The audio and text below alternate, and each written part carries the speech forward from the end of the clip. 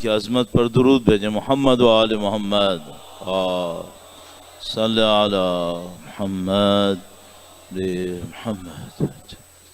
وقت کے امام کے حضور ادائے احترام کے لیے، ان کی نظر لطف کو حاصل کرنے کے لیے ایک بار پھر درود بھیجیں. محمد و آل محمد صلی علی محمد محمد وعجل فرجهم. فاتحہ. اللہم صلی علی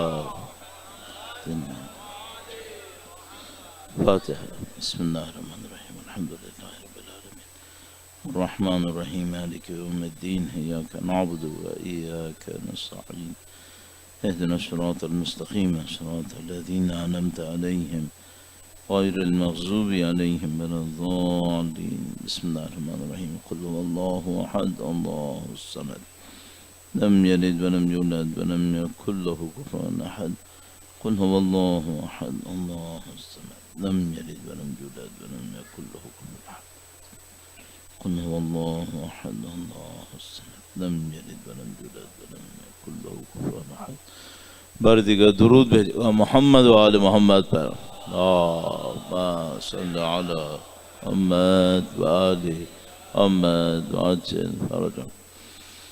اعوذ باللہ من الشیطان الرجیم. بسم اللہ الرحمن الرحیم. الحمد للہ رب العالمین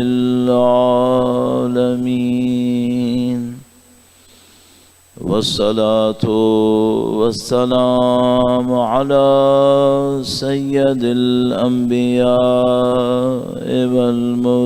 والمرسلین حبیب الہ العالمین ابی القاسم محمد صلی علی آل محمد وعجل فرجهم وعلى آلہ الطیبین الطاہرین سیما بقیت اللہ فی الأراضین. قال اللہ تعالی فی کتابہ الکریم. بسم اللہ الرحمن الرحیم. ام حسبت ان اصحاب الکہف والرقیم كانوا من آیاتنا عجبا. درود بھیجے گا محمد و آل محمد پر.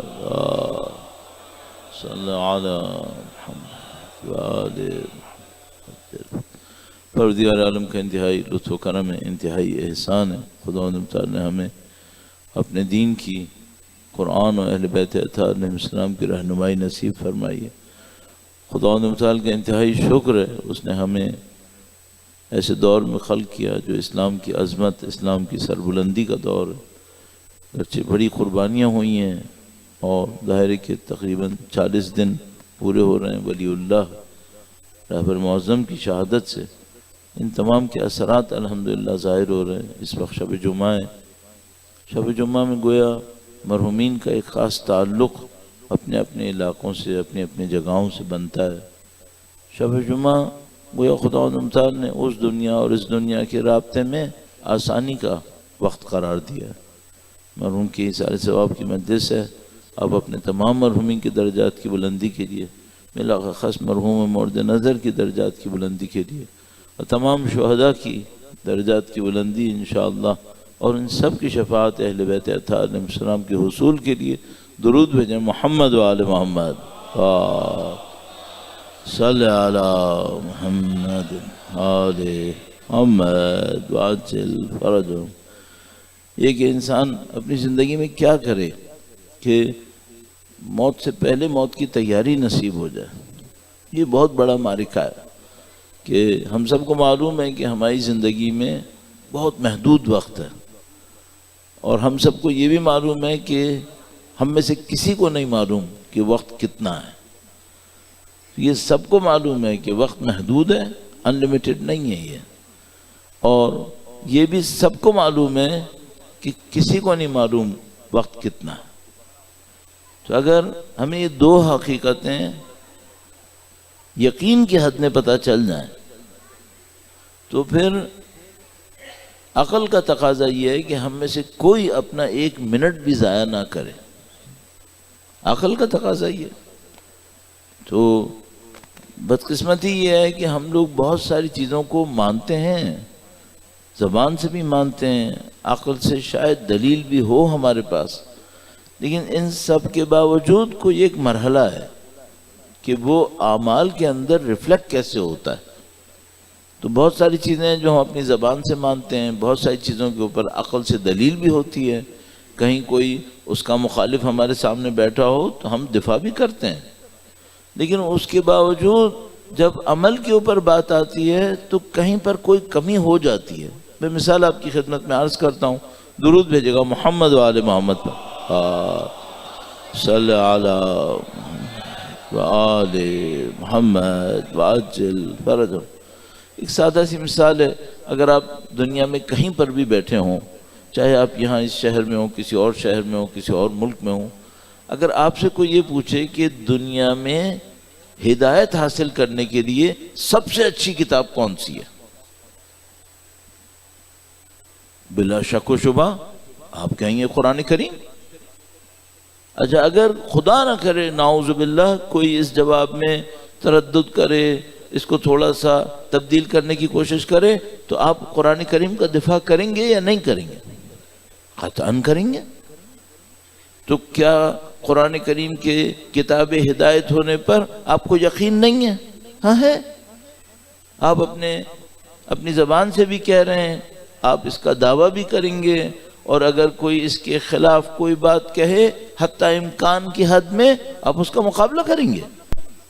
خدا نہ کرے نعوذ باللہ تعالی، صد نعوذ باللہ، خاکم بے دہن کہتے ہیں کہ وہی خدا نہ کرے کوئی قرآن کریم کی شان میں گستاخی کرنے کی کوشش کرے، شاید آپ جان بھی قربان کر دیں۔ اور ہوا بھی ہے۔ سب سے پہلے جس ملک میں لوگوں نے اس ملعون سلمان رشدی کے خلاف مظاہرے کیے اور جانیں دیں وہ پاکستان تھا، حتیٰ ایران سے پہلے۔ تو یہ الحمدللہ رب العالمین ہم لوگوں کی زندگی کا حصہ ہے، ہمارا ایمان ہے، ہمارا عقیدہ ہے، اس کے اوپر ہم مشہور ہیں۔ لیکن اب اگر کوئی آ کر ہم سے یہ پوچھے، یہ جو 24 کروڑ لوگ ہیں، مثلا ان میں سے 22 کروڑ کا عقیدہ یہ ہے، ان میں 22 کروڑ میں سے ظاہر کچھ بچے ہوں گے، کچھ معذور ہوں گے، پھر بھی 15-16 کروڑ یقیناً ایسے ہوں گے جو ایکٹیو ہوں گے۔ ان میں کچھ میں پڑھنے کی طاقت نہیں ہوگی، کچھ میں پڑھنے کی طاقت ہوگی، کچھ بھی کر لوں 10-12 کروڑ سے کم بات نہیں بنے گی۔ یہ 10-12 کروڑ قرآن کریم کو روزانہ پڑھتے ہیں کیا؟ تقریباً جتنے یقین سے ہم نے پہلی بات کہی تھی اتنی ہی یقین سے ہم کہہ سکتے ہیں کہ نہیں پڑھتے۔ اچھا، تو ان 10-12 کروڑ میں جو پڑھنے کے قابل ہوں گے، جو بہت کم کر کے کہہ رہا ہوں، نہیں پڑھتے کتنے ہوں گے؟ اچھا، جو پڑھتے ہوں گے ان میں سے سمجھتے کتنے ہوں گے؟ بھئی ابھی مثال کے طور پر کسی کی مجلس ترحیم ہو، ایصال ثواب کی مجلس ہو، مثلا قرآن خوانی کی جاتی ہے اور ختم قرآن کیا جاتا ہے، پتہ نہیں کتنے اس ملک کے اندر حفاظ ہوں گے جو قرآن کریم کو پڑھتے رہتے ہوں گے۔ تو جتنے بھی آبادی اس قابل ہے کہ وہ پڑھے، اور دعوے دار تو سب ہیں، ان میں سے جو پڑھنے کے قابل ہو مثلا 12 کروڑ ہوں، تو ان میں سے پڑھتے کتنے ہوں گے؟ بہت اپنے لیے آپٹیمزم دکھاؤں، خوش بینی دکھاؤں، شاید 20%، 25%۔ ان 20-25% میں سے سمجھتے کتنے ہوں گے؟ شاید ان کا کوئی 20%۔ وہ جو سمجھتے ہوں گے ان کے سمجھنے میں گہرائی کتنوں کے پاس ہوگی؟ وہ جو سمجھتے ہوں گے کسی قرآن کی آیت کو اپنی زندگی میں لے آئیں وہ کتنے ہوں گے؟ باہر کو تو چھوڑ دوں، جو اس وقت چھت کے نیچے بیٹھے ہیں وہ کہاں ہوں گے؟ سادہ سی بات ہے۔ اچھا یہ مشکل کیوں پیش آ رہی ہے؟ بھئی کیا عقیدے میں مضبوط نہیں ہے؟ ابھی عرض ہوا کہ اگر دنیا میں کہیں خدا نہ کرے نعوذ باللہ تعالی قرآن کریم کی شان میں کسی نے گستاخی بھی کی کوشش کی، یہ جان دے دیں گے یہ لوگ، اور حق جان دیں گے، خدا اس جان دینے کو قبول فرمائے گا۔ لیکن اسی لمحے میں وہ فرشتے جو اس بندے کی جان کو لے کر عروج پہ جا رہے ہوں گے وہ شاید اس سے پوچھ لیں گے آخری دفعہ قرآن پڑھا کب تھا تم نے؟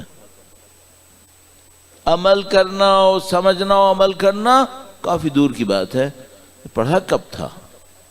اچھا میں اس سے کیا عرض کرنا چاہ رہا ہوں؟ میں عرض کرنا چاہ رہا ہوں پتہ نہیں کیوں ایسا ہوا ہے ہمارے عقیدے میں، یقین میں حتیٰ، ٹھیک ہے، اور عمل میں کوئی فاصلہ آ گیا ہے۔ اور میں جو دین کا طالب علم ہوں، میری ذمہ داریوں میں سے ایک ذمہ داری ہے اس فاصلے کو سمجھنے کی کوشش کروں۔ یہ فاصلہ کیوں آیا ہے؟ بھئی فرض کر لیجئے اگر میں مثال کے طور پر میڈیسن میں ہوتا، میں ڈاکٹر ہوتا اور میں کسی علاقے میں جاتا اور وہاں پہ کوئی بیماری ہوتی اور میں کوئی نامی گرامی ڈاکٹر ہوتا تو لوگ مجھ سے کیا توقع کرتے کہ بھئی آپ ڈاکٹر ہیں، آپ اس علاقے میں ایک بیماری پھیلی ہوئی ہے، اس بیماری کے بارے میں کچھ بتائیں کہ اس کا کیا مسئلہ ہے، یہ کیوں آئی ہے اور اس کا حل کیا ہے۔ اب میں اپنے آپ کو دینی طالب علم دیکھ رہا ہوں، پوری دنیا میں جانے کی کوشش کر رہا ہوں، دیکھ رہا ہوں ایک مشکل پھیلی ہوئی ہے، جس عقیدے پر لوگ جان دے رہے ہیں اس عقیدے پر عمل پیرا نہیں ہو رہا ہے۔ یہ کیوں ایسا ہو رہا ہے؟ کچھ چیزیں مجھے سمجھ میں آتی ہیں، آپ کی خدمت میں عرض کروں گا، اور اس سے ہم کوئی نتیجہ حاصل کریں گے جس سے ہمارے عمل پہ فرق پڑے گا، اور جتنا بھی اس اچھے عمل سے اور اس عمل سے ثواب بنے گا خدا انشاءاللہ مرحوم مورد نظر کو بھی پہنچائے گا، اور آپ کے ہمارے تمام مرحومین کو بھی خدا ارسال فرمائے گا۔ شب جمعہ ہے، مرحومین کے درجات کی بلندی کے لیے اور اپنی مزید توفیقات کے لیے درود بھیجیں محمد و آل محمد پر۔ صلی علی محمد و آل محمد وعجل فرجہم۔ ابھی جب میں باتیں آپ کی خدمت میں عرض کر رہا ہوں، ابھی بھی اپنے سینے پر اس بوجھ کو احساس کر رہا ہوں جو کل تقریباً 200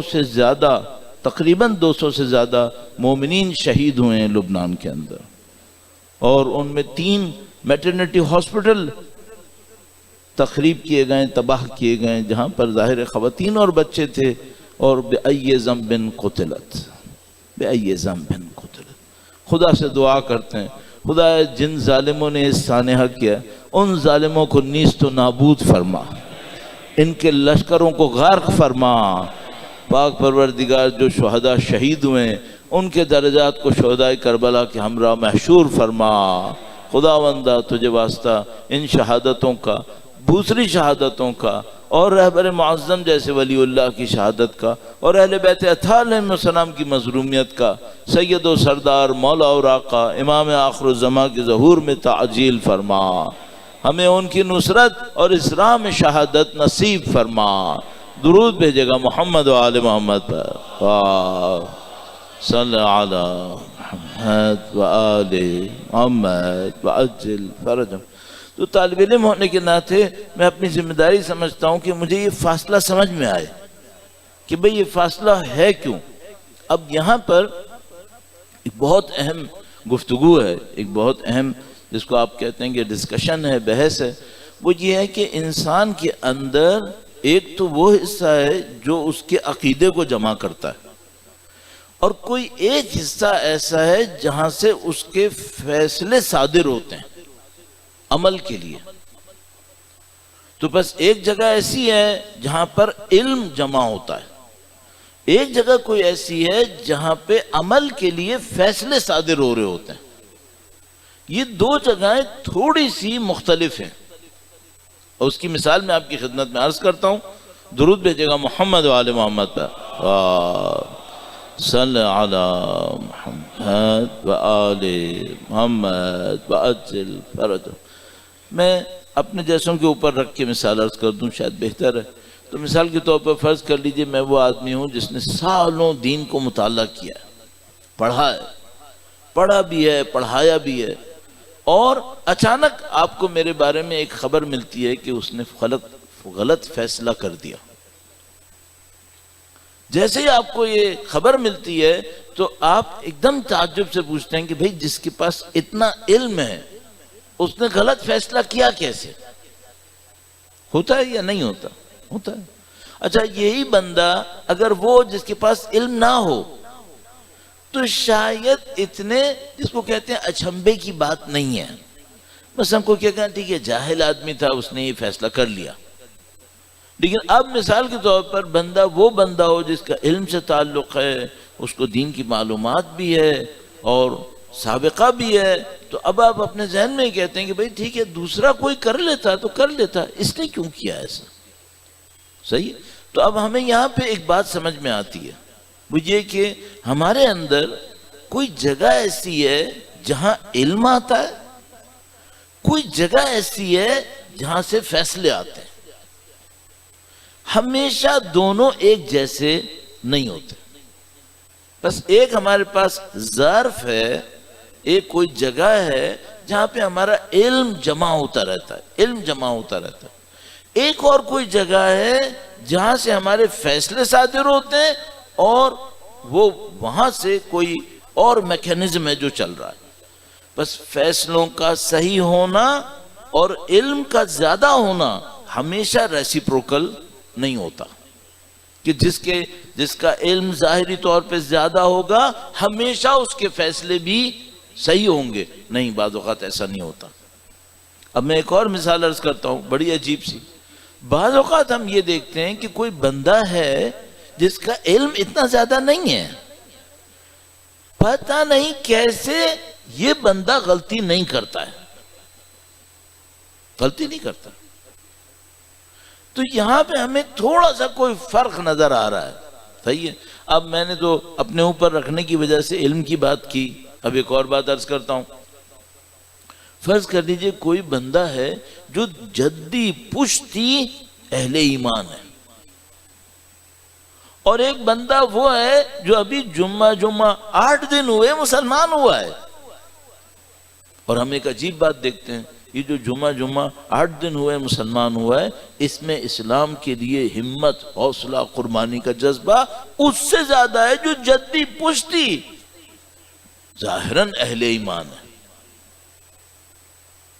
بھائی اگر پیچھے کی کوئی چیزیں اسٹور ہو رہی تھیں اس کے پاس تو زیادہ ہونی چاہیے تھی. اب کربلا سے بڑھ کر کون سی مثال ہوگی جہاں پہ بڑے بڑے جدی پشتی کربلا نہ پہنچ سکے اور ایک حضرت عیسیٰ علیہ السلام کا ماننے والا اپنے خاندان کے ساتھ پہنچ کر جان بھی قربان کر گیا. ہوا ہے؟ ہاں بالکل ہوا.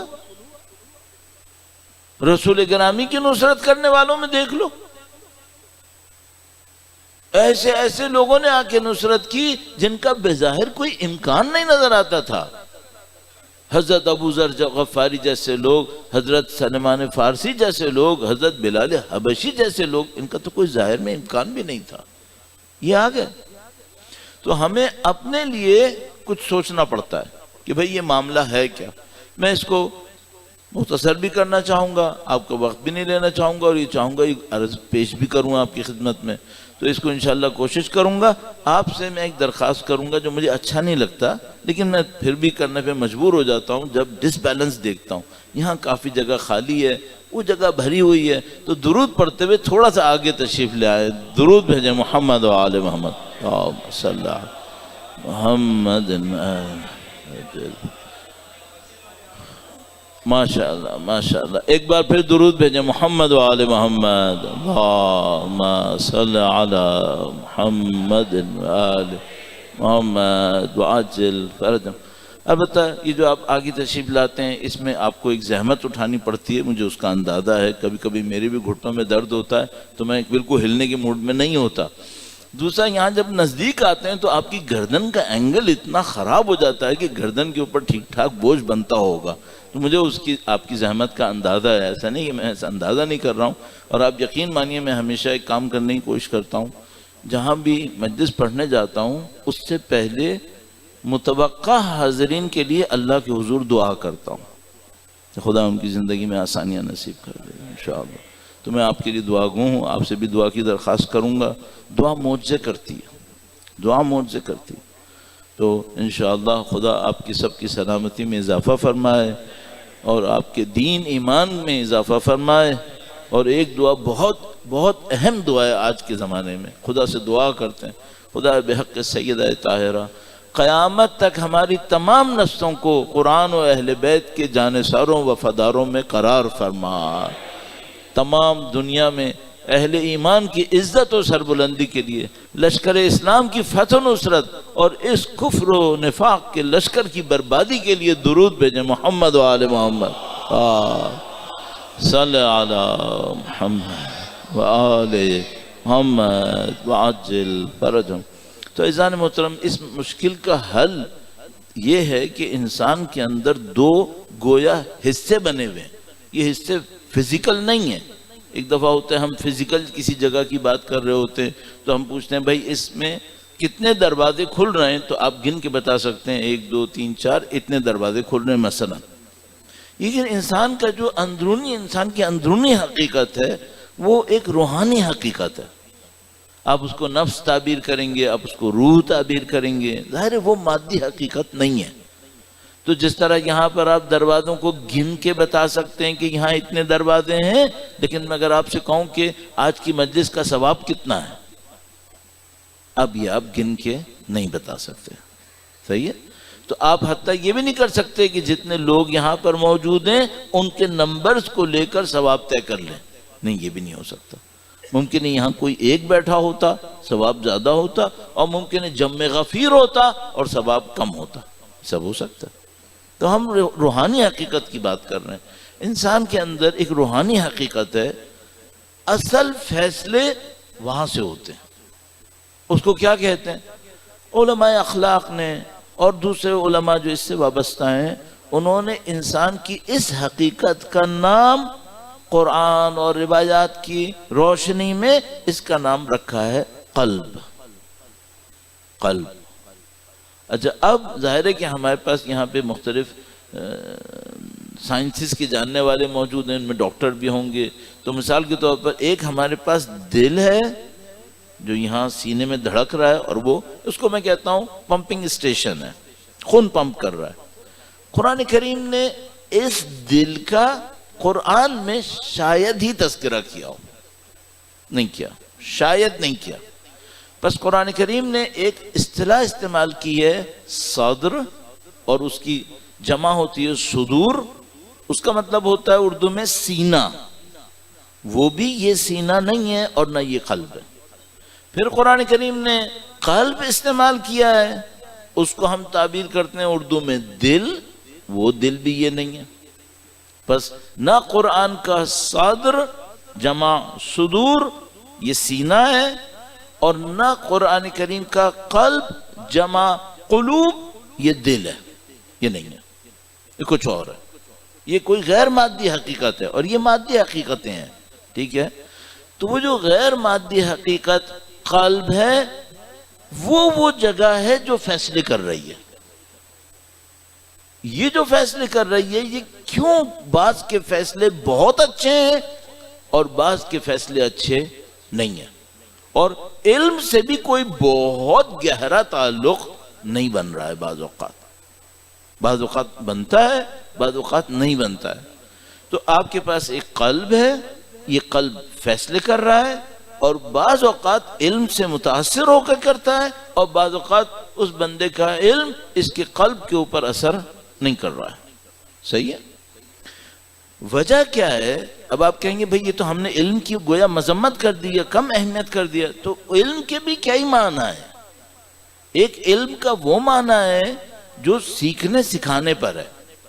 آپ گئے آپ کسی استاد کے پاس یا ٹیچر کے پاس بیٹھے، کسی کالج کی کلاس میں گئے، یونیورسٹی کی کلاس میں گئے، مدرسے کی کلاس میں گئے، وہاں ایک استاد ہے، وہاں پہ کلاس ہے، وہاں پہ کتاب ہے، انہوں نے کچھ سکھایا، میں نے سیکھ لیا، ایک معنی میں یہ علم ہے، علم ہے، ظاہر جہالت تو نہیں ہے، یہ علم ہے۔ بس ایک علم یہ علم ہے جو سیکھنے سکھانے پر ہے، اس کا قلب سے کوئی تعلق نہیں ہے، اس کا قلب سے کوئی تعلق نہیں۔ بس جو علم بڑھتا ہے اور فیصلے صحیح نہیں ہوتے، وہ علم ہوتا ہے جو سیکھنے سکھانے پہ ہوتا ہے، کتاب پہ ہوتا ہے، مختلف چیزوں پہ ہوتا ہے۔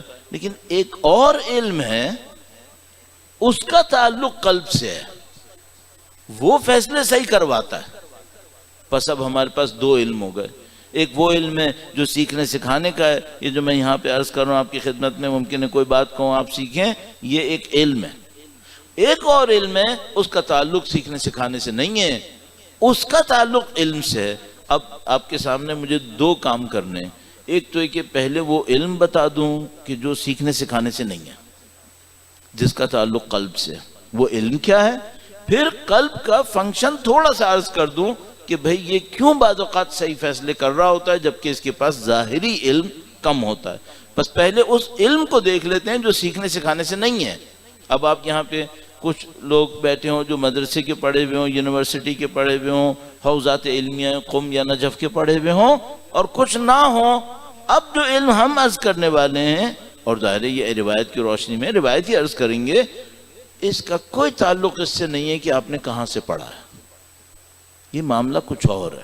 اور یہ معاملہ ہمارے چھٹے امام جعفر صادق علیہ السلام، اللہم صلی علی محمد وآل محمد وعجل فرج، مولا نے بیان کیا ہے، مستند روایت ہے۔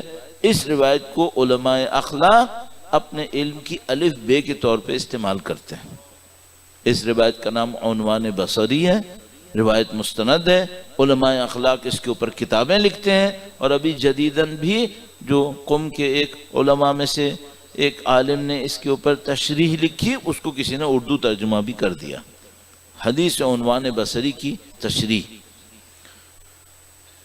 اس حدیث میں امام نے یہ ارشاد فرمایا، امام نے فرمایا، جو میں نے لب لباب ابھی آپ کی خدمت میں عرض کیا وہ اس حدیث سے تھا۔ امام نے فرمایا ان سے جو ان سے ملنے آئے تھے، جن کا نام عنوان ہے اور وہ بصرہ کے ہیں، لہذا ان کو عنوان بصری کہتے ہیں، ان سے یہ کہا لیس العلم بالتعلیم والتعلم، اے فلانی، علم کا تعلق سیکھنے سکھانے سے نہیں ہے۔ اب یہ ایک اور علم ہو گئی بات، ٹھیک ہے، بس ایک وہ علم ہے جس کا سیکھنے سکھانے سے تعلق ہے، اور امام یہ دوسرے علم کی بات کر رہے ہیں، فرمائے لیس العلم بالتعلیم والتعلم، ایک ایسا علم ہوتا ہے جس کا تعلق اس سے نہیں ہوتا کہ کس نے سکھایا کس نے سیکھا، اس سے نہیں ہے، بل ہوا نور، بلکہ یہ علم وہ نور ہوتا ہے، یغذفہ اللہ علی قلب من یشاء، جو اللہ جس کے قلب پہ چاہتا ہے نازل کر دیتا ہے۔ درود بھیجے گا محمد وآل محمد، صلی علی محمد وآل محمد وعجل فرج۔ میں نے آپ کی خدمت میں جو عربی پڑھی اور جو اس کا ترجمہ کیا، شاید آپ میں سے کچھ لوگ عربی نہ جانتے ہوں، گارنٹی سے آپ کو بتا رہا ہوں محاورتی ترجمہ نہیں کیا، لفظ بے لفظ کیا، کوئی میں نے محاورہ استعمال نہیں کیا، لفظ بے لفظ ترجمہ کیا ہے۔ لیس العلم بالتعلیم والتعلم بل ہوا نور، بلکہ وہ نور ہے جو اللہ جس کے قلب پر چاہتا ہے نازل کرتا ہے۔ اب اس روایت کی روشنی میں ہمیں علم کی ایک اور کیٹیگری پتہ چلی ہے، علم کی کیٹیگری بھی پتہ چلی ہے اور اس کے نازل ہونے کی جگہ بھی پتہ چلی ہے، صحیح ہے۔ اب میں نے کتاب میں یہ کتاب پڑھی ہے، میں اس کلاس میں گیا ہوں، میں انجینئر ہوں، میری یہ سرٹیفیکیشن ہے، میں نے یہ کیا وہ کیا، یہاں معاملہ ختم ہو گیا، کیونکہ یہ تو آپ نے سیکھا سکھایا تھا۔ اب مجھے یہ دیکھنا پڑے گا وہ جو قلب پہ نازل ہوتا ہے وہ میرے اندر کتنا ہے۔ اصلی فیصلے کون کرتا ہے؟ قلب، یہ قلب فیصلے کرتا ہے۔ اس قلب کی گروتھ، اس قلب کے طاقت، کمزوری کس سے ہوتی ہے؟ اس نور سے ہوتی ہے جو اوپر سے نازل ہوا ہے۔ وہ نور کیسے نازل ہوتا ہے؟ ہاں، نزول اس نور کا اس کی ایک شرط ہے۔ اب یہ شرط پڑھنا لکھنا نہیں ہے، چونکہ وہ دوسرے علم کا حصہ تھا۔ یہاں ایک نور ہے جو خدا ایک قلب پہ نازل کرے گا، اس قلب پہ اگر وہ نور پڑ گیا اس کے فیصلے اچھے ہوں گے، یہ مستقیم صراط مستقیم کی طرح چلے گا۔ اور اگر اس قلب کے اوپر نور نہ پڑا، معاملہ ختم ہو گیا، پھر کام صحیح نہیں ہوگا۔ اب مجھے دو چیزیں آپ کی خدمت میں عرض کرنی ہے۔ پہلی جو دو چیزیں تھیں وہ ختم ہو گئیں، بیان کر دیں، اب دو چیزیں بیان کرنی ہیں۔ نمبر ایک، یہ جو نور نازل ہوتا ہے اس کی شرط کیا ہے؟ نمبر دو، کسی کے قلب پہ زیادہ اترتا ہے، کسی کے قلب پہ کم اترتا ہے، اس کی وجہ کیا ہے؟ اس کی وجہ کیا ہے؟ اگر یہ دو باتیں پتہ چل جائیں تو میں پہلا کام یہ کروں گا، قلب کے اوپر نور نازل ہونے کی جو پہلی شرط ہے اسے میں پورا کر دوں گا، تو قلب پہ نور نازل ہونا شروع ہو جائے گا۔ اور اگر مجھے دوسرے سوال کا جواب مل گیا کہ بعض کے قلب پہ نور زیادہ اترتا ہے، بعض کے قلب پہ نور کم اترتا ہے، میں وہ کام کروں گا جس سے زیادہ اترے، تو اس سے میرا قلب نورانی اور زیادہ ہو جائے گا۔ اس کے بعد میرے فیصلے بھی صحیح ہوں گے اور میرا مقام اللہ کے نزدیک کچھ اور ہو جائے گا۔ درود بھیجے گا محمد و آل محمد پر، صلی علی محمد و آل محمد وعجل فرج۔ بس ہر عمل نور نہیں اتارتا، ہر پڑھا لکھا نور نہیں اتارتا۔ کون سا عمل نور اتارتا ہے؟ دو باتیں۔ نمبر ایک، توجہ سے ہو۔ اگر میں نے 5 منٹ نماز مغرب پڑھی اور 4 منٹ توجہ نہیں دی، 1 منٹ کی نماز نور اتارے گی، باقی نہیں اتارے گی۔ اگر میں نے قرآن کریم آدھے گھنٹے پڑھا، پتہ نہیں کون ولی اللہ ہوگا جو روزانہ آدھے گھنٹے پڑھتا ہوگا، اگر پڑھا بے توجہ پڑھا، جتنی دیر توجہ نہیں تھی نور نہیں اترے گا۔ بس نور اتارنے کے لیے پہلی شرط توجہ ہے۔ بغیر توجہ، کس کے اوپر توجہ؟ خدا پہ توجہ۔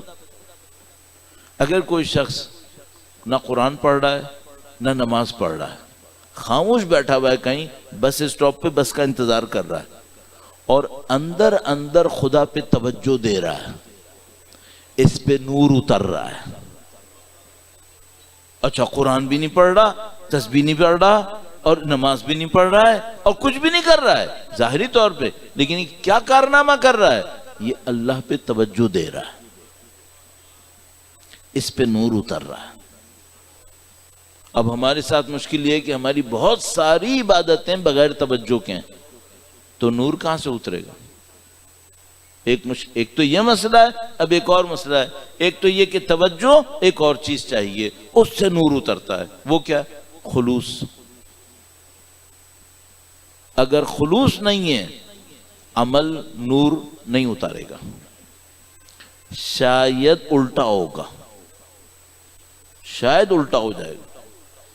بس پہلی بات، کون سا عمل نور اتارتا ہے، کون سے عمل سے نور نہیں اترتا ہے، وہ عرض ہو گئی۔ اگر آپ خدا پہ، اللہ پہ توجہ دے رہے ہیں، نور آئے گا۔ نور آنے کا مطلب کیا ہے؟ فیصلے بھی صحیح ہوں گے، عجیب و غریب حقائق جو دنیا پہ چھپے ہوں گے آپ کے لیے کھل رہے ہوں گے، جو باتیں دوسرے لوگ نہیں سمجھ پا رہے ہوں گے اللہ کے نظام کی، آپ سمجھ لیں گے۔ صحیح ہے؟ یہ کب ہوگا؟ جب توجہ بڑھے گی، اور دوسری بات کیا تھی؟ خلوص بڑھے گا۔ خلوص نہیں ہوا، کوئی نور نہیں آ رہا، توجہ نہیں تھی، کوئی نور نہیں آ رہا۔ یہ ایک بات ہو گئی۔ اب دوسری بات کیا تھی؟ نور جو اترتا ہے یہ بڑھتا گھٹتا کیسے ہے؟ بڑھتا گھٹتا کیسے ہے؟ اس کی مثال آپ کی خدمت میں عرض کروں گا۔ درود بھیجے گا محمد و آل محمد پر، صلی علی محمد و آل محمد وعجل فرج۔ آپ یوں فرض فرمائیے جیسے سورج نکلا ہوا ہے، ایسے وقت میں جب آپ کو سورج چاہیے بھی ہے، ورنہ ملتان میں سورج نکلنے کا مطلب ہے ہر آدمی سورج سے بھاگ رہا ہوگا. نہیں، کوئی ایسا زمانہ سوچ لیجئے جب آپ کو سورج کی روشنی چاہیے بھی ہے. سورج نکلا ہوا ہے، آپ کو زیادہ چاہیے، لیکن ایک مشکل ہے.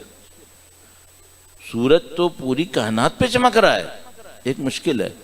جس چھت کے نیچے آپ بیٹھے ہیں اس میں آسمان کو دیکھنے کے لیے جو سوراخ ہے وہ کتنا بڑا ہے. سورج میں کوئی کمی ہے؟ نہیں، سورج کی مسئلہ نہیں. جتنی آپ میں دیکھنے کی طاقت ہے، آپ کا فریم یہ کتنا بڑا ہے، مسئلہ یہاں ہے. بس فرض کر لیجئے جو میرا شیشہ لگا ہوا ہے اوپر، وہ ہے ہی 2 فٹ کے ڈائی میٹر کا. ایک اور مشکل ہے.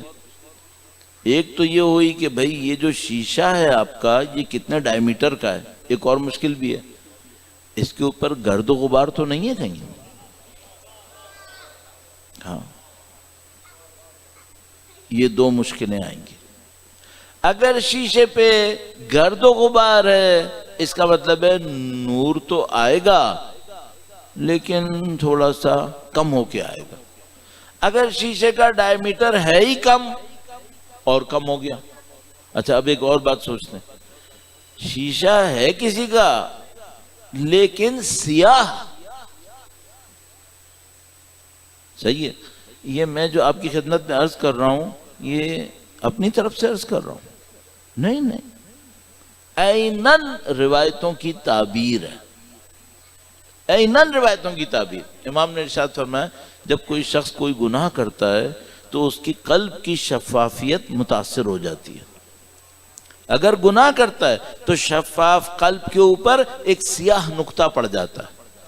اگر توبہ کر لے وہ سیاہ نقطہ ختم ہو جاتا ہے. توبہ نہ کرے وہ سیاہ نقطہ جڑ پکڑ لیتا ہے. اور جڑ پکڑنے کے بعد اگر یہ توبہ نہ کرے اور مسلسل گناہ کرتا رہے تو اس کے پورے قلب کے اوپر سیاہی چھا جاتی ہے. سیاہی چھا جاتی ہے. اچھا، اگر کسی کے شیشے کے اوپر سیاہی چھا گئی ہے اب نور چمکے گا اس پہ؟ اب وہ 2 میٹر کا ہو 2 فٹ کا ہو، اس پہ تو کچھ ہونا ہی نہیں ہے. اب ایک اور مشکل ہے. ایک وہ بندہ تھا جس کا قلب شفاف اور اس کے اوپر نور کی گویا بارش ہو رہی ہے. ایک وہ تھا جس کا قلب تھوڑا سا دھندلا گیا، اس کے اوپر گناہوں کے اثرات سے کچھ جیسے گرد پڑ گئی. اور ایک وہ تھا جس کا دل سیاہ ہو گیا گناہوں کی تاثیر میں. اب قرآن کریم ایک اور جملہ ارشاد فرما رہا ہے، کہہ رہا ہے بعض کے دل سیاہ نہیں ہوتے، پتھر ہوتے ہیں. کل حجارہ، ان کے قلب قساوت میں، سختی میں اتنے بڑھتے ہیں اب شیشے ہوتے ہی نہیں، اب یہ حجارہ ہوتے ہیں، پتھر ہوتے ہیں. اچھا، پتھر سے کیا ریفلیکشن ہوگی؟ جب بھئی یہ جو چھت ہے اس میں پتھر ہی تو ہیں جنہوں نے روشنی کو روکا ہوا ہے. اور اگر کسی کا قلب ہی پتھر بن جائے اب کہاں اثر ہونا ہے بھائی؟ اب یہ ایک اور دنیا میں پڑا ہوگا، اس کے سامنے بچے مریں گے، یہ خود بچے مار دے گا، اس کو احساس بھی نہیں ہوگا. یہ دیکھو جو غزہ میں ہوا، یہ دیکھو جو کل رات لبنان میں کیا، یہ جو پوری دنیا میں کر رہے ہیں. اور یہ صرف دوسروں کے ساتھ نہیں کرتے، اپنے بچوں کے ساتھ بھی یہی کرتے ہیں. جا کے دیکھ لیں، اپنے بچوں کے ساتھ بھی ایسی کرتے. اتنے بے رحم ہیں، ان کے دل کہاں ہیں؟ وہاں پہ پتھر پڑے ہوئے ہیں. کیسے رحم آئے اس دل کے اندر؟ اتنے پتھر پڑ گئے. یہ وہ حقیقت ہے جس کی وجہ سے ہم بعض اوقات دین کا نام بھی لیتے ہیں اور عمل میں پیچھے رہ جاتے ہیں. اچھا، اب اتنی بات ہو گئی، چند منٹس میں پھر یہ بات بھی عرض کر دوں. اب اگر کوئی چاہتا ہے صحیح ہو تو کیسے ہو؟ صحیح کرنے کا بھی تو کوئی راستہ ہوگا یقیناً. درود بھیجے گا محمد و آل محمد پر. صلی علی محمد و آل محمد وعجل فرج. میں وقت کی چونکہ بہت کمی ہے، ہم نے ابھی اس کے بعد کہیں جانا ہے، تو بہت تیزی میں 3 پوائنٹس عرض کروں گا. ہم جہاں کہیں جاتے ہیں اور کوئی بات عرض کرتے ہیں، وہاں پہ اگر 20% لوگ اس پہ عمل کر دیں تو ہم یہ کہتے ہیں کہ یہ تو شاہکار ہو گیا۔ 20% لوگوں نے اگر عمل کر دیا وہ تو معاملہ ہی کچھ اور ہو گیا۔ صحیح ہے۔ اچھا، بہت ساری جگہوں پہ جائیں گے، باتیں کریں گے، لوگ سن بھی لیں گے، عمل نہیں کریں گے، یہ اس 20% میں نہیں آ رہا ہے۔ مثلا رزلٹ کتنا رہا؟ 10%، 5%۔ صرف ایک مسئلہ ہے، کیا خدا یہ نہیں پوچھے گا تمہیں پتہ چل گیا تھا تو عمل کیوں نہیں کیا تھا؟ یہ بات ہے نا۔ خداوند متعال اہل کتاب سے کہتا ہے تمہیں تو پتہ ہے کہ یہ کتاب اللہ کی طرف سے نازل ہوئی ہے، کیوں نہیں مانتے؟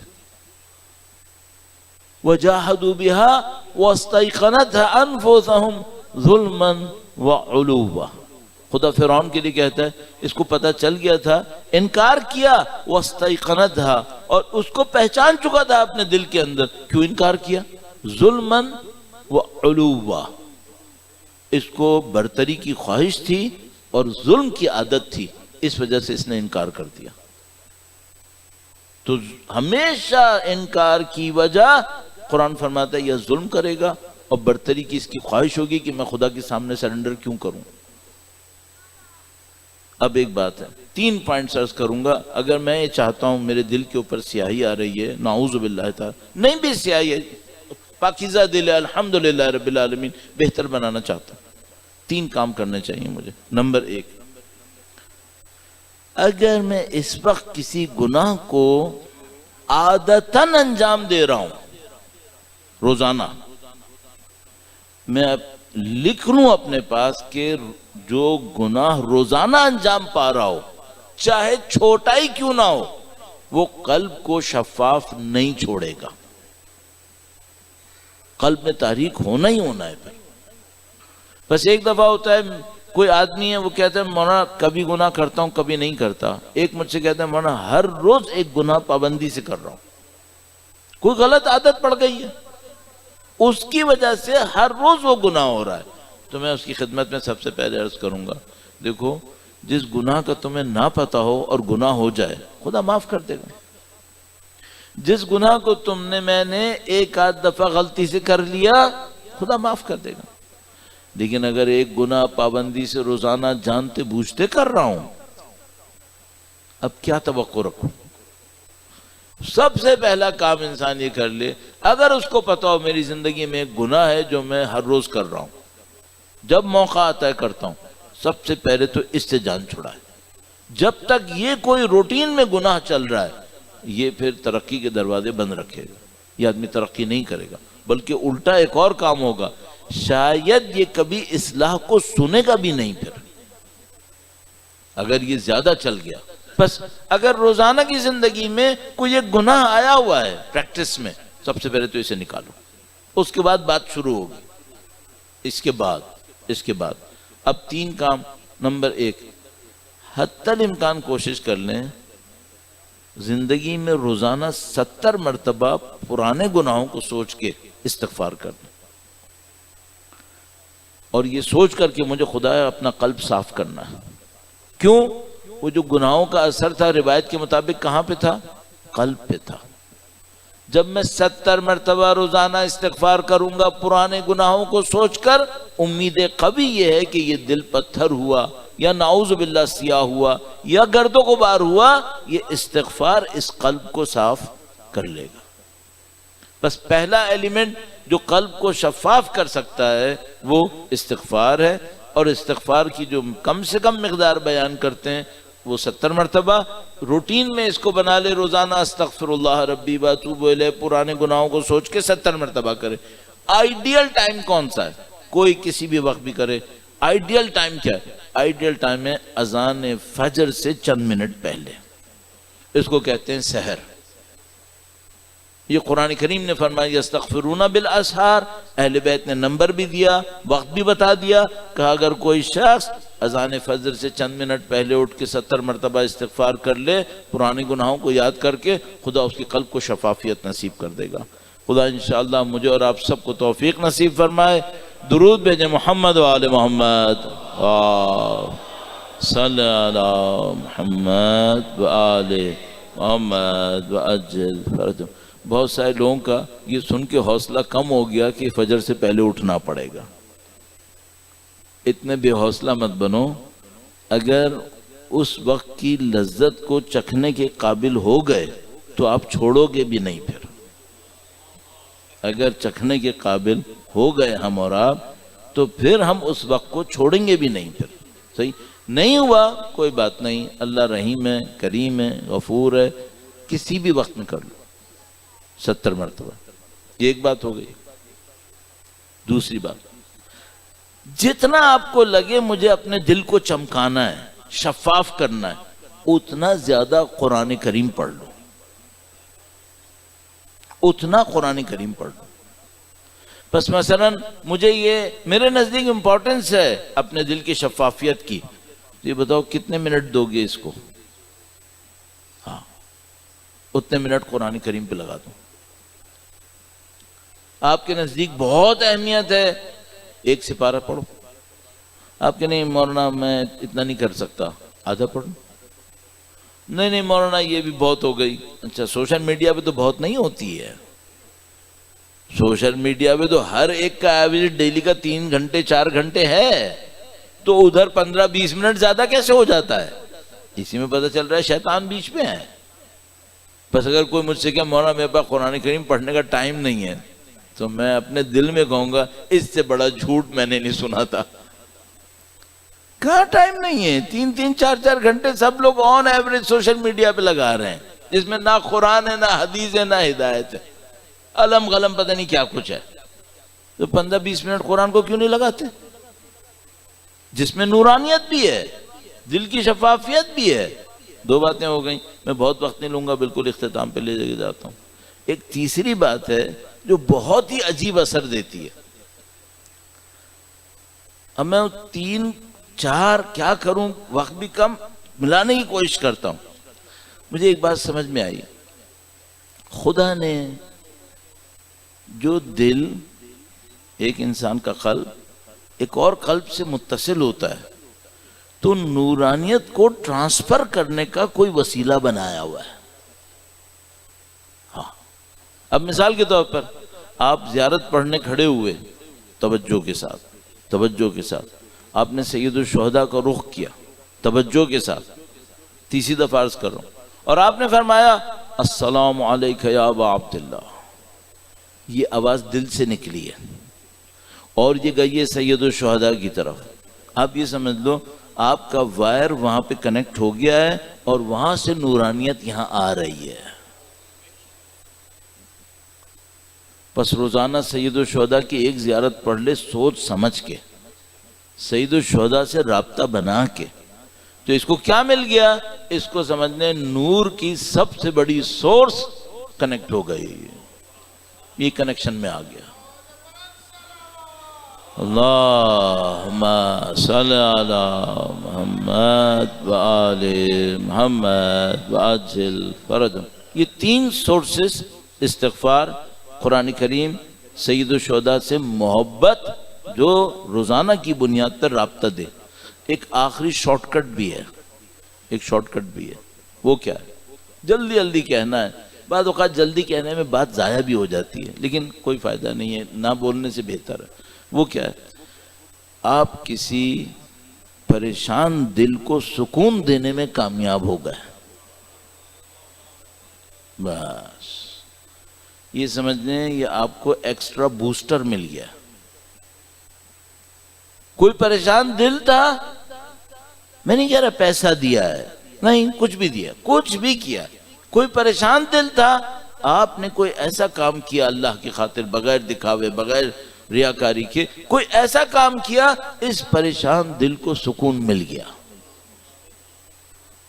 اب میں کہوں گا اگر میرے اندر پتھر بھی ہوگا نا تو خدا اس میں بھی چشمہ جاری کر دے گا. پتھر بھی ہوگا خدا چشمہ جاری کر دے گا. کیوں؟ خدا دل کو سکون دینے والے کو اپنا سکون نازل فرما دیتا ہے، اپنا نزول. تو یہ شارٹ کٹ میں نے آپ کی خدمت میں عرض کر دیا. بس اگر آپ کے سامنے کوئی ایسا شخص ہے جو مثال کے طور پر کسی وجہ سے بے چین ہے، مضطرب ہے، پریشان ہے، اور آپ کی وجہ سے اس کے دل کو سکون مل گیا، اللہ اکبر. اب اس خاطر بعض اوقات لوگ یتیموں کے اوپر کام کرتے ہیں کہ بھئی یتیم بچہ کوئی ہو، پریشان حال ہو، آپ نے جا کے سر پہ ایک ہاتھ پھیر دیا. نبی نے روایت فرمایا کوئی یتیم کے سر پہ ہاتھ پھیرے تسلی کے لیے تو ہاتھ کے نیچے جتنے بال ہیں خدا اتنے ثواب دے گا. اللہ اکبر. تو کسی کے آپ پریشانی میں اس کے کام آ گئے، اب خدا متعال آپ کے اور میرے دل کی پاکیزگی کے لیے راستے فراہم کر دے گا. اس کی بہت مثالیں ہیں. میں نے بہت تیزی سے یہ بات عرض کی، اس کو میں تشریح کرتا تو شاید بہتر ہوتا، لیکن اب موقع محل نہیں ہے اس کا. یہ 3-4 پوائنٹ اگر کوئی یہاں پہ جوان بیٹھا ہو، اور عمر کا جوان نہیں، ہمت کا جوان، چاہے عمر کا ضعیف ہی ہو، اگر کوئی جوان بیٹھا ہو اور یہ کہ میں ان 4 پہ عمل کروں گا، صحیح، میں گارنٹی سے عرض کر رہا ہوں، یہاں بیٹھ کر گارنٹی سے عرض کر رہا ہوں، وہ اپنے دل کی نورانیت کو خود بھی احساس کرے گا، خود بھی احساس کرے گا کہ ہاں کچھ ہو رہا ہے.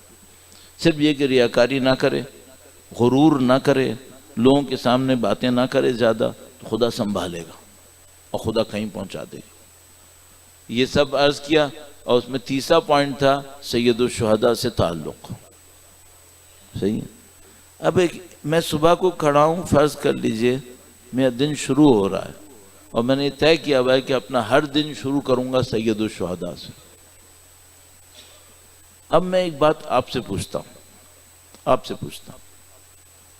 فرض کریں آپ طاقتور ہیں زمین پہ، آپ زمین پہ طاقتور ہیں، میں کمزور آدمی ہوں، آپ کو میرا لباس اچھا نہیں لگتا، فرض کر لیتے ہیں، آپ کو میری زبان اچھی نہیں لگتی، ایسا آپ کو میرا چہرہ بھی اچھا نہیں لگتا.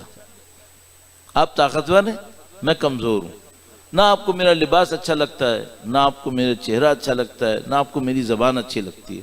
لیکن میں ایک کام کر رہا ہوں، میں ہر روز آپ کے گھر کے سامنے کھڑے ہو کر آپ کو سلام کرتا ہوں اور آپ سے کہتا ہوں میرا یہ کام کر دو. آپ کریں گے یا نہیں کریں گے؟ بھائی ایک دن آپ کہیں گے مجھے تمہاری شکل اچھی نہیں لگتی، چلو میں واپس چلا گیا، میں دوبارہ آ گیا، میں کہا بھائی نہیں لگتی نا، کوئی بات نہیں، میں تو کام کروانے آیا ہوں، میرا یہ کام کر دو. عاجزی سے کہہ رہا ہوں، گڑ گڑا کے کہہ رہا ہوں. کب تک نہیں کریں گے؟ 1 دن، 2 دن، 3 دن، 4 دن، کبھی تو کریں گے. اب میں اپنے آپ سے ایک بات کہوں گا، میں کہوں گا میں مولا کا غلام ہوں، مولا میں گناہ گار ہوں، مجھے معلوم، میرا قلب تاریک ہوگا، مجھے معلوم، میری روحانی شکل اچھی نہیں ہوگی، مجھے معلوم، لیکن میرے مولا آپ بتائیں میں آپ کے در پہ نہ جاؤں تو کہاں جاؤں؟ آپ کے جد امجد نے ہمیں سکھایا تھا، ان الحسین مصباح الہدی سفینۃ النجات. میرے مولا میں تو آپ کے در پہ آؤں گا، اب میرا شکل اچھی نہ ہو، میرا لہجہ اچھا نہ ہو، میرا لباس اچھا نہ ہو، مولا آپ کریم ہو، میں حقیر ہوں، میرے اندر اپنے آپ کو بدلنے کی طاقت نہیں ہے، ساری طاقتیں آپ کے پاس ہیں. آپ مصائب پڑھتے وقت سید الشہداء سے التجا کر دیں کہ میرے مولا میرے دل کو روحانیت دے دیں، معنویت دے دیں، شفافیت دے دیں. یقیناً 1 نہیں، 2 نہیں، 4 نہیں، کبھی تو سید الشہداء نصیب فرمائیں گے. اور یہ در بہت کریم ہے، یہ بہت کریم ہے. میں نے جو کہا 2 دفعہ نہیں، 3 دفعہ نہیں، یہ نہیں ہوتا ہے، سید الشہداء فوراً دیتے ہیں. سید الشہداء کریم ہے. شب جمعہ ہے عزیزان محترم، اس وقت نہیں معلوم کتنے لوگوں کی ارواح کربلا کے میدان میں پہنچی ہوئی ہوں گی. اور یہ بڑی قسمت کی بات ہوتی ہے کہ ارواح کو برزخ کی زندگی میں سید الشہداء کے نزدیک آنے کا موقع دے دیا جاتا ہے. یہ بڑی عظمت کی بات ہوتی ہے. اب میں اور آپ تو یہاں بیٹھے ہوئے ہیں، ہماری جیسے جسم بھی یہاں پر ہیں، تو ہم کیا کریں کہ ہم کربلا میں داخل ہونے کے قابل بن جائیں. تو میں کہوں گا میرے مولا میں آپ کے علی اکبر کے مصاحب پڑھوں گا، پھر آپ کی مرضی ہمیں اجازت دیں یا نہ دیں. میں اپنے مولا کے غم کو بیان کروں گا. کون سے غم کو بیان کروں گا؟ وہ غم کو بیان کروں گا جب سید الشہداء علی اکبر کو الوداع کر رہے تھے. جو کوئی کربلا کے مصائب کو پڑھتا ہو اس کو معلوم ہے سید الشہداء کے قلب مقدس پر علی اکبر کو الوداع کرتے وقت جو گزر رہی تھی.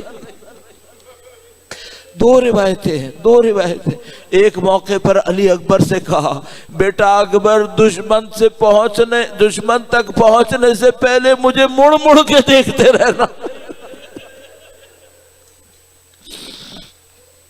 ایک اور روایت الوداع کے موقع کی. علی اکبر کو الوداع کیا. علی اکبر نے الوداع کر دیا. بیان کرتے ہیں کہتے ہیں علی اکبر نے الوداع کیا, دیکھا بوڑھا باپ پیچھے چلتا ہوا آ رہا ہے. کہا بابا آپ نے تو الوداع کر دیا تھا. ارے یہ بوڑھا باپ کیسے بتائے جوان کو الوداع کیسے کیا جاتا. اب جو دو روایتیں اس وقت کی جب علی اکبر گرے. جب علی اکبر زمین کے کربلا پر آئے, میں مختصر کر رہا ہوں, زمین کربلا پر آئے, گویا بابا خود ندا دی, کہا بابا میرا آخری سلام ہو. راوی کہتا ہے حسین لب کے دشمن کی طرف, لیکن ایک عجیب بات ہوئی. فرمایا علی اکبر آواز دیتے رہو تمہارے باپ کو دکھائی نہیں دے رہا.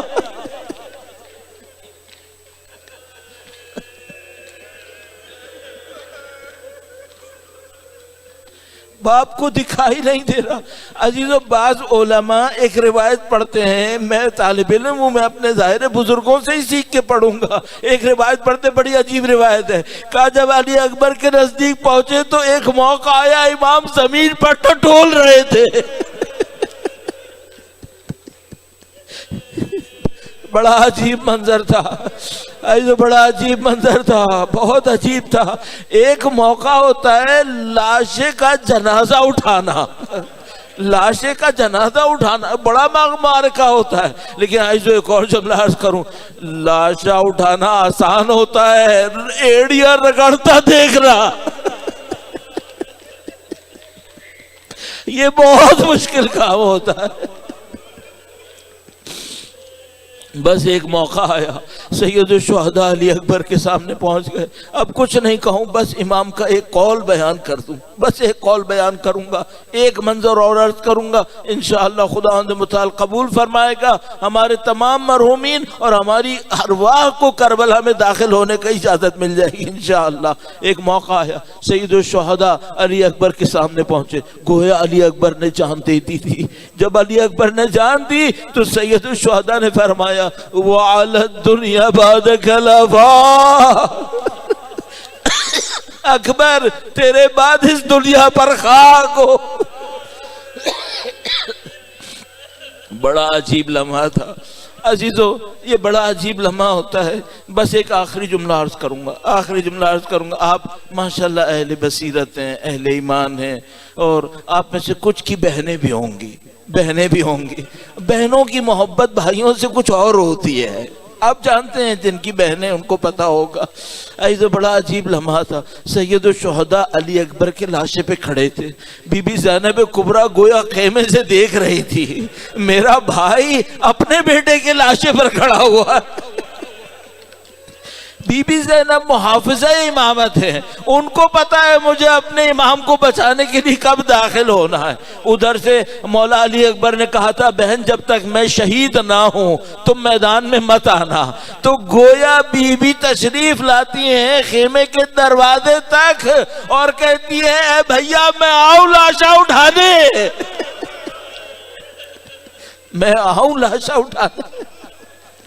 ایسو آپ لوگ اردو سمجھنے والے لوگ ہیں, آپ اردو سمجھتے ہیں الحمدللہ رب العالمین. ایک شعر پڑھوں گا, شب جمعہ ہے, کوئی اور شعر پڑھتا مکروہ ہوتا, لیکن علامہ ذیشان درجوادی صاحب مولا علی اکبر کے مصائب پڑھتے وقت اس موقع پر یہ شعر پڑھا کرتے تھے. میں تعصی کر رہا ہوں, بڑا عجیب شعر ہے. بی بی نے فرمایا بھیا میں آؤں لاشا اٹھانے. شعر سنیے گا, لاشا ہے برابر کا بھیا سے نہیں اٹھے گا. علی اکبر جوان بیٹا ہے، جوان بیٹے کا لاشا باپ کے اندازے کا ہو جاتا ہے، لاشا ہے برابر کا، بھیا سے نہ اٹھے گا، میں پالنے والی ہوں گودی میں اٹھا لوں گی۔ اے بی بی آپ کے غم پہ ہمارا سلام، آپ کی عظمت پہ ہمارا سلام۔ الا لعنت اللہ علی القوم الظالمین وَسَيَعْلَمُ الَّذِينَ ظَلَمُوا أَيَّ مُنْقَلَبٍ يَنْقَلِبُونَ۔ خداوندہ علی اکبر کے لاشے پر امام حسین کے غم کا صدقہ، خداوندہ بی بی زینب کے غم کے صدقے میں ان کے وارث کے ظہور میں تعجیل فرما۔ خداوندہ سید و سردار مولا اور آقا امام آخر الزمان کے ظہور کا دن دیکھنا نصیب فرما۔ خداوندہ ان کا لشکر دنیا میں جہاں کہیں بھی ہے، خداوندہ اس لشکر ایمان کو فتح و نصرت نصیب فرما۔ جو امام کے دشمن ہیں خداوندہ اس لشکر کفر و نفاق کو ذلت و خواری و بربادی نصیب فرما۔ خداوندہ ہمیں اپنے امام کی نصرت کی سعادت نصیب فرما۔ ان کے نام کے صدقے میں ہمارے تمام مرحومین کے تمام گناہان صغیرہ و کبیرہ کی مغفرت فرما۔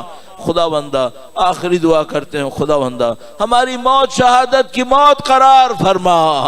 ربنا تقبل منا انك انت السميع العليم وتب علينا انك انت التواب الرحيم بجاہ نبیک وعترته الطاہرین۔ تمام دعاؤں کی قبولیت کے لیے، گناہوں کی مغفرت کے لیے اور قلب کی نورانیت کے لیے درود بھیجیں۔ محمد و آل محمد۔